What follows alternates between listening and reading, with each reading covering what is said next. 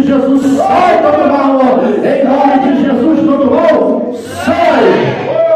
Todo mal em nome de Jesus, sai.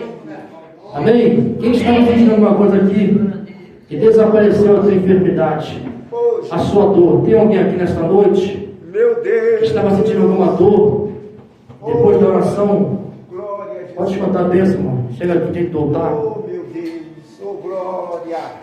Pode contar a benção. Meu Deus. Cumprimenta a igreja com a paz do Senhor, amém? Amém. Ei, Jesus.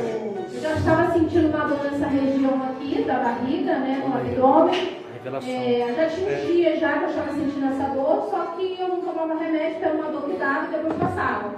Então, eu convivi com essa dor até agora, na hora do culto. Que ela ficou um pouquinho mais forte na hora da oração. Depois que o pastor começou a orar, a dor sumiu no